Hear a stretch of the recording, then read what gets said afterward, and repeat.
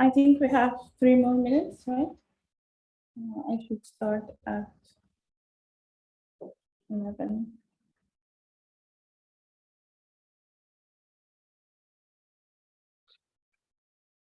Can anyone hear me? Yes. All right. Good.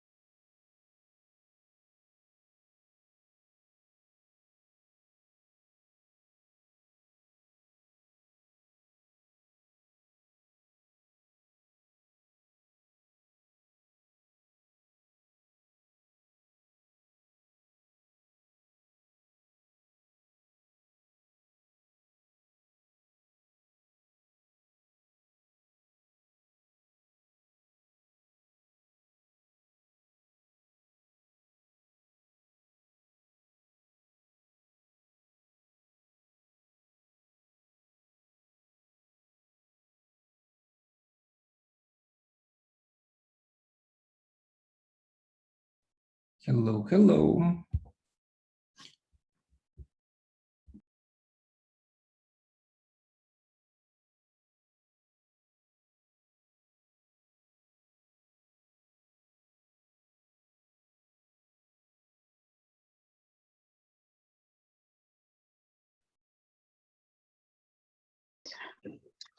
Hello, everyone. Welcome to our forum. This is everyone in the Abasi-Amefon Affia. I will be presenting my forum paper on security risk estimation and management in autonomous vehicles. The motivation behind this paper is the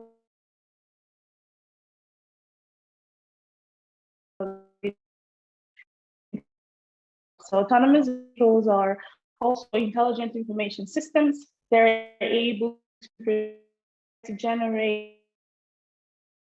However, when building such systems, they require complex solutions. Organizations or systems have to decide between the as well. The objective of research in light of this problem in security investment is that we seek an approach that in approaching or dealing with vulnerabilities, the resultant risk and risk treatment concept. And such an the risk impact estimation, either qualitatively or quantitatively in AVs, as it's very important investment. Lastly, this would encourage risk management documentation as well, which is also important when communicating with various stakeholders. We take a strategy by combining two important methods, in a sense. One of which is ISSRM, which is the information security risk management method, and OCTAVE, Allegro as well. These methods were selected because they show potential in meeting our objectives, and we showed this out by applying it to a case study. This case study was an autonomous vehicle with laboratories as well. So it's not a fully autonomous vehicle, but it's in the process of being built. We found that when we applied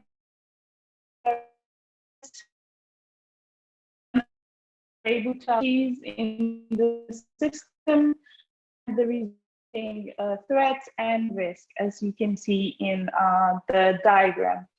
We split the system into the three important IoT layers: perception, network, and application. Then we ran a risk assessment using the ISSRM method that outlined various vulnerabilities, threats as well. Then we use OCTAVE Allegro for estimation, and as you can see, we're able to determine the likelihood of the threat and the relative risk score and total risk score. This, of course, follows the analysis by the ISSRM method done before. OCTAVE also allows for risk estimation, for risk treatment, cost estimation as well, which is very important in when dealing with security investments and building autonomous vehicles. After the application of our approach, we validated it. We find that the researchers liked our approach, and we learned a couple of lessons. First, using the method, we're able to find out a security investment analysis in AVs, and we found out that combining these methods to fill the gaps that were missing in each of them. Assessment and to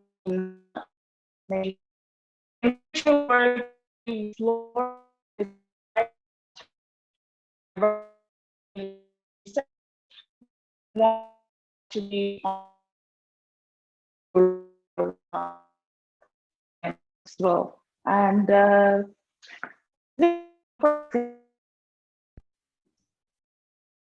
sorry for interruption. Is it only on my side, or is it for everyone that sound is disappearing? And if it's that case for everyone, then probably you can switch video off. Probably that helps. It seems to be for everyone. Also for me, yes. Then Abasi-Amefon, could you try to switch off video? Probably that's helpful.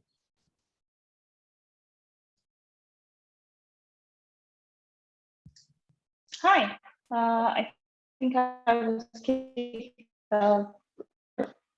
Maybe I had some internet issues. Amefon, could you please just stop sharing your screen? So switch off the video and share the screen again. So don't show the face, but Okay. show the presentation. Okay. Yes. Maybe it will work better. Okay. Sorry about that. Yeah. All right. I hope this is better now.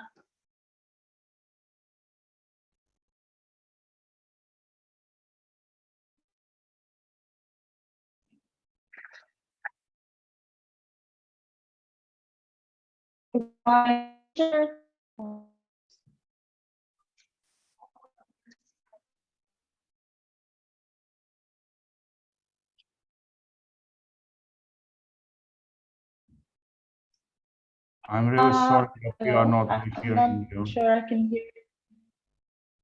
Okay, maybe we can do as follows. I will summarize now our research in 2 minutes for the first round, and then we will try once again in the second round. All right? Yes. So do you hear me well? Yes, we hear you very well. Very good. So the idea here is to investigate what are the security risks in the autonomous driving vehicle. And basically, we focus on the architecture of the vehicle, which consists of 3 different layers: perception layer, where the data is gathered; network layer, when the data is being communicating between the different parts of the vehicle, and also application layer. And of course, in the application data layer, data is being interpreted. It is being calculated so that the vehicle will go there. And basically in this work, we have highlighted more than 20 different security risks. And in the poster, what you see at the moment, there is the illustration of one particular risk on the blinding, on the sensor blinding, on the video data blinding, video camera blinding. And then basically we combined, to analyze this risk, we have combined two different research approaches, two different methods for security risks management, information system security risk management, and also OCTAVE approach. We collected the data. This is the realistic empirical case study. So we have the lab where this data was collected with analyzing the actual autonomous vehicle. And what we have learned that the combination of the ISSRM and OCTAVE helped us, and actually the stakeholders, we liked it. We received the positive feedback. And also we see, as it should be, that the security risk management is the continuous process. So although we have analyzed only the architecture, basically we need to look into the other aspects of this interaction, including interaction of the passenger, including the interaction of the vehicle to infrastructure, and so on and so forth. But these are our other publications. So this is the summary. Do you have any questions? Yes, thanks for the summary. Indeed. Do we have any questions? And hopefully we will also be able to listen to the presentation in the second round. Okay, any questions?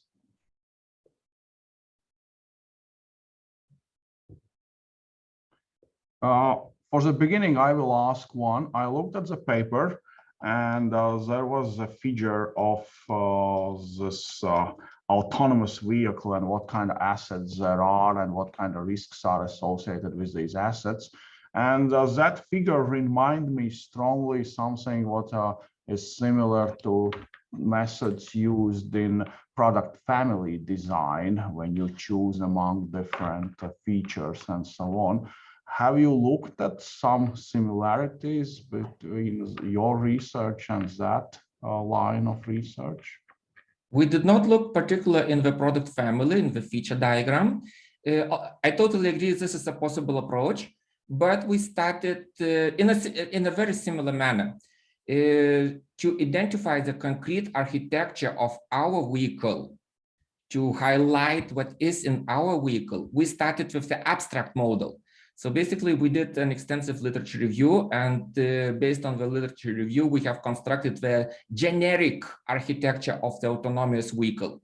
And of course, now, once we have the generic one, we looked into a particular instance, and we highlighted the particular instance and presented it in the paper as well. I think in the third round, we will speak a bit differently on this aspect. So you will see these diagrams as well.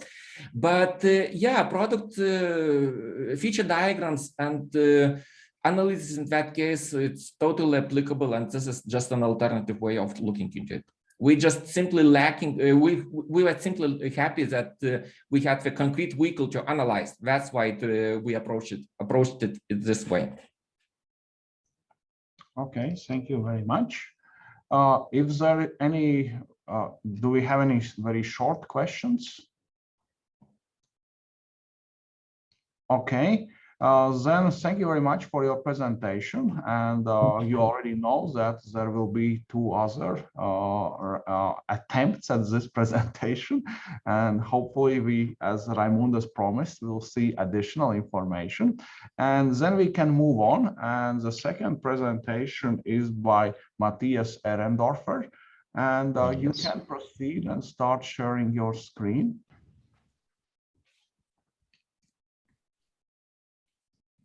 Okay, I hope this works. So, hello everyone. My name is Matthias Ehrendorfer, and today I'm going to talk about our paper which is sensor data stream selection and aggregation for the ex-post discovery of impact factors on process outcomes. And I would like to start by giving a little motivation why we even started to write the paper and dig deeper into this topic. Because I think we can all agree that business processes or processes in general drive companies, and every company tries to create processes so that they can proceed and do the things they want and achieve their goals. And what we also saw was that due to automation, more and more machines and external sensors and information in general is inside these processes. So there is a small example we had also in the use case in a pilot factory. When a part is produced, then it is first created inside a machine tool, put inside, and then taken out by a robot and measured several times. And then there are potentially also other sensors which can be used to find out what happens when the machining process happens and also when the measuring process happens. But what we observed was that also oftentimes these sensors are not connected to the control flow of the process. So we have lots of data, which is nice, and I think everyone wants to have as much data as possible. But if we don't use it in the process, or if we don't use all the data in the process, so for example, to find out in advance if some processes fail, then it is not really meaningful. And so therefore, we try to use the sensor data connected to the process and also to show it in the process explicitly, and to then find factors from the sensor data which affect the process outcome. So the question is then, which sensors influence the process and how much do they influence the process? And what we did was then create an approach where we add these sensors to the process in an explicit way and also describe how we want to handle these different sensors. So this picture on the right looks probably quite complicated, but the idea behind this is that we want to use these sensors and then aggregate them, because oftentimes this is time series data, and we, for example, only want to use part of this data or some other aggregation like the average or some maximum value, so that we can aggregate each of these individual sensors. The next step which should be done is then, because multiple of these impact values can work together to create an impact factor. And what we have to ask ourselves then is how much does each of these impact values, which is obviously based on the different sensors, how much does each of these contribute to the impact factors? And the last step is then, so an example for this would be if we have different temperature sensors, and one is on the one end of the room and the other one is on the other end, and we want to combine them inside one impact factor. And the last step is that would then be to build impact profiles by combining these impact factors. And these can again be only combined if we know how important each of these impact factors is, which is what we then try to find out also in this paper by determining the impact of these individual factors using the area under the curve and accuracy of the predictions. One thing I want to say also is you can build these impact profiles by just looking at one task, which makes it easier, which is the first row, the task impact profiles. But you can also try to do this over the whole process, so using it from different tasks. But the problem there would be that, for example, if you encounter loops and encounter impact factors multiple times, you have to think again, how do you want to handle this and how do you want to aggregate this? So this is the approach. The results we achieved is that we used generic aggregation functions. So for example, the average and also some part-specific ones, which were chosen based on the domain. So for example, an important segment of a part or something like that. And this leads to different impact factors, achieving up to 93.75% accuracy for the prediction if a chip is on the part. So during machining, chips can be created and they hang on the part and you have to get rid of them somehow before measuring. And 83.3% for quality prediction. And you can see here on the right side that we, for different impact values, so sensor and aggregation pairs, we calculated the area under the curve and we did the same for the accuracy. And then we used all of these to determine an overall measure using all the impact factors along with their influence on the final outcome. And you can see that, for example, here, in general, parts being not okay have a higher measure or a higher value, so you can identify them before the final measurement is even done. So regarding future work, what we want to do in the future is we would like to further automate the impact factor definition, because lots of things had to be defined manually. For example, we had to define aggregation functions manually, which ones we want to use. And we want to go into the direction of finding these impact factors and the influence on the outcome in an online setting, where the traces are not or only partially executed and not finished. And there also occur several questions. So for example, if one of these traces we try to predict is then completed, so how does this impact the impact factors we found before or we thought were impact factors before? So how sure were we with the prediction, and how do we have to adapt this? And also one very important question. Yeah. Probably it's more important to give the audience the opportunity to ask an important question. Sorry for interrupting. Okay. We have one question in the chat, and may I read it? Yes. How to define impact factor? Which criteria approach you use for aggregation of sensor data? So what we did for this paper, we defined the impact factors. We used these sensors which were provided to us by the machines. And we then used different aggregations. So for example, we used the average, the maximum and minimum, and also important parts which were based on the domain. So where we knew which were critical moments in the manufacturing process. But these were chosen manually for this paper. So this is also one direction we are working on. I hope this answers the question. If not, also feel free to write me messages in Vova and wherever, then I'm quite happy to discuss. Okay, thank you. And I see that Sabah has a follow-up. Sabah, yes, would you like to clarify by yourself this follow-up? Hello. Hi. Hi. So I just want to confirm that you mentioned you have used like averaging as one of the criteria for aggregating the sensor data. So for your approach, did it work well? Because usually the sensors, they can have abnormal data and there can be a lot of deviations. So I just want to know about that.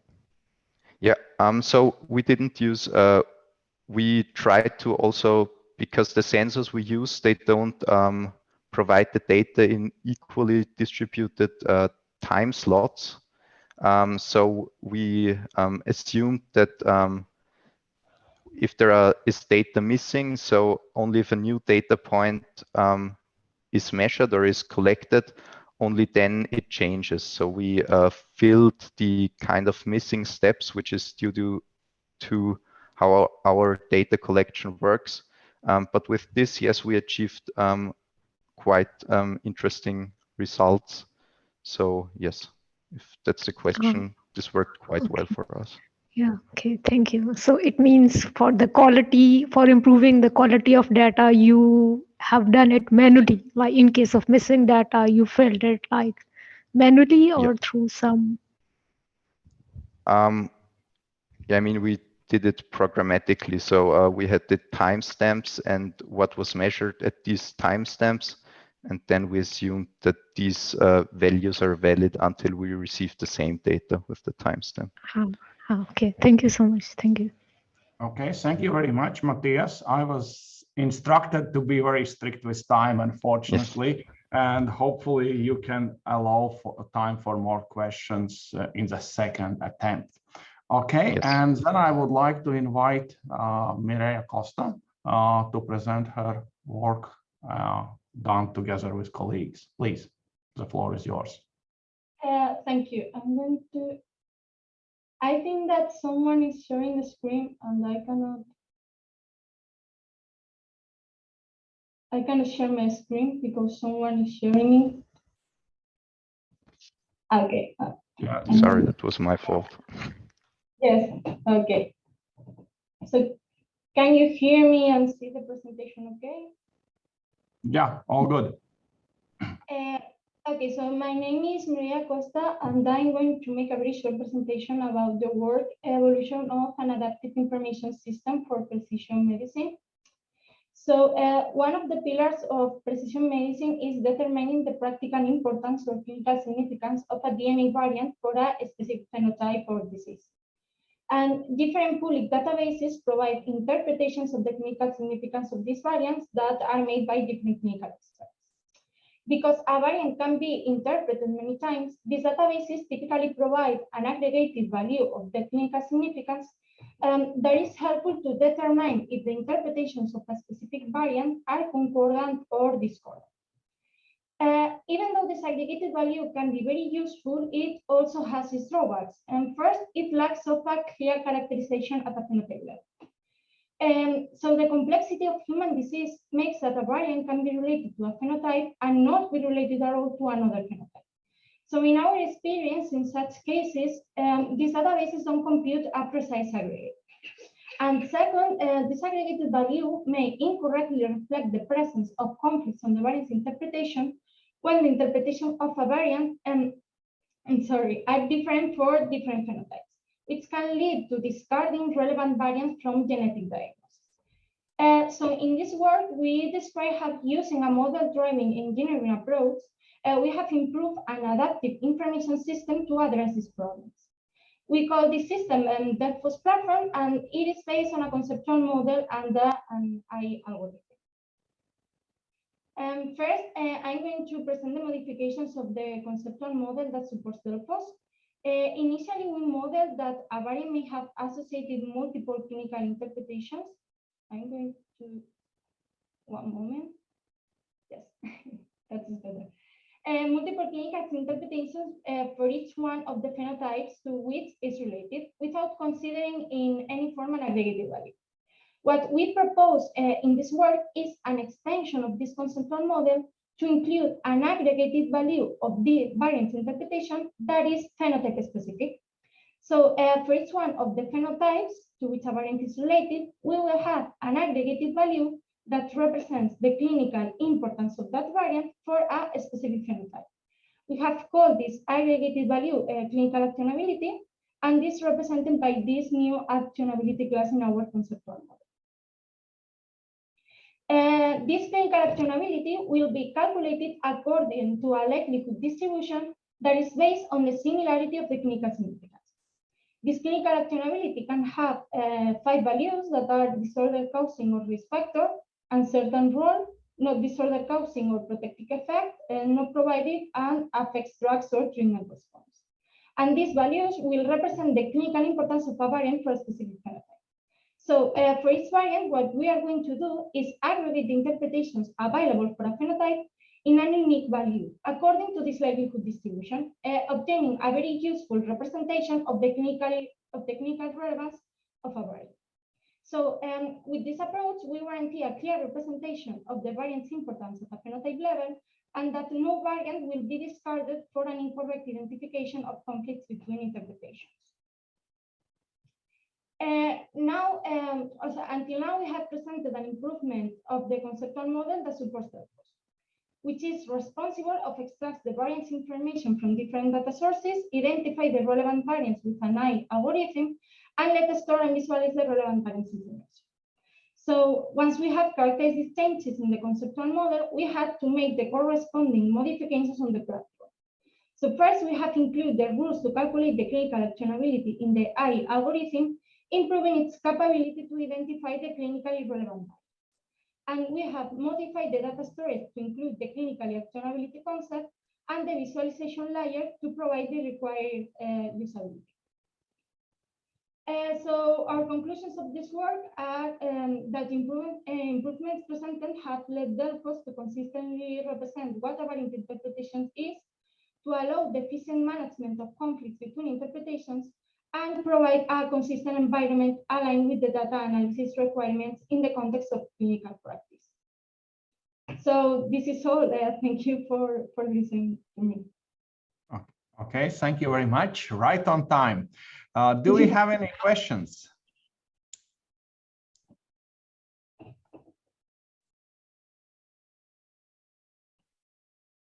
While people still think, I will ask one for the beginning.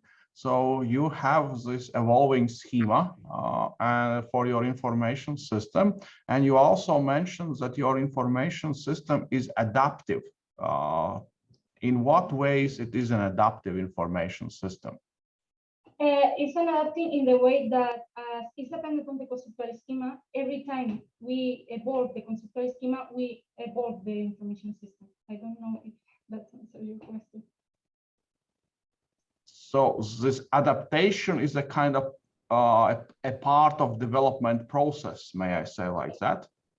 Okay. Yes, Yanis, from a conceptual perspective, the fact is that as genomic knowledge is subject to continuous change, it can happen that there are changes that affect drastically the data structure that is behind the data sources that are using genome data, and also the services that are provided to the corresponding users. So the thing is that any modification is adaptive to the evolution of the knowledge, in the sense that first, this is conceptual model guided. First, we identify the problem in the model, and after that, we analyze how this is going to imply changes in the database structure and in the services that use this data. And so all the process of updating the information system platform are guided by the identification of this problem conceptually and the corresponding adaptation of the conceptual model. Okay, thank you very much. Any other questions, please?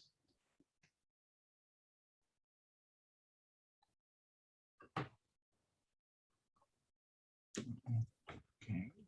Then I will ask, I probably didn't catch that exactly during the presentation. So you introduced a couple of new relations in the conceptual model, and there is this concept of actionability, and it is also somehow related to the significance.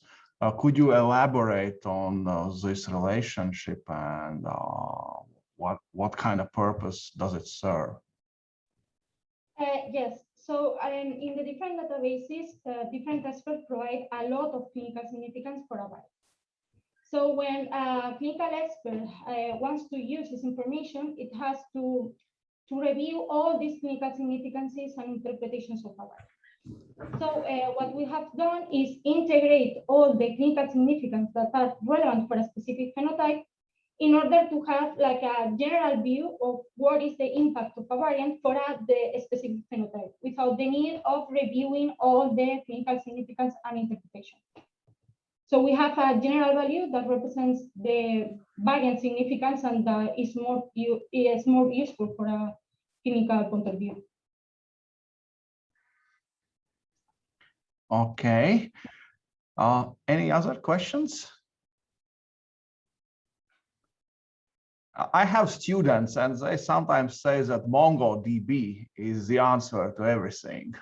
Do you have this as a kind of, have you considered that having some kind of very flexible document-oriented database might also help to you in solving your problems? Well, maybe Mireia should answer that. That is, the profile of Mireia is more biomedical engineering oriented. We are providing the most technological perspective. And one of the open problems, I would say open issues, is, well, once we have the conceptual model, we must select the right database platform. So we are very open, scientifically speaking, to answer this question. I mean, could be SQL, relational, non-SQL, graph oriented. We have experience, especially with Neo4j from the non-relational world, and with MySQL with the relational one. So the thing is that something that we are still discussing is that depending on how the information is to be used, either a relational solution or a non-relational solution can be the right one. So there is no universal answer for that. Could be that MongoDB is a very good, the best solution for a given working domain where the type of queries that are to be done just benefit from the structure that Mongo is providing, but could be the case that this is not the case. So I think that part of the benefits of doing a sound conceptual modeling approach is that as part of the conceptual modeling exercise, especially if we are dealing with a big data like a context of data query, we have to identify not only the relevant data structures, but also the relevant data queries. And having how the system is going to be queried will answer your question, because this is part of the conceptual exercise. So I will tell your students that, okay, this is good to be a supporter of anything, but we have to keep always the open mind scientific perspective of analyzing the situation and not being absolutely convinced that the solution is going to be always the same independently of the particular working context. And in the genome context where this work has been developed, this is especially changing in the sense that depending on the phenotype, we can find different working contexts. Okay, thank you very much for the comment and for the presentation. And now we have to move on, and we are proceeding to the second round. And of course, people who were present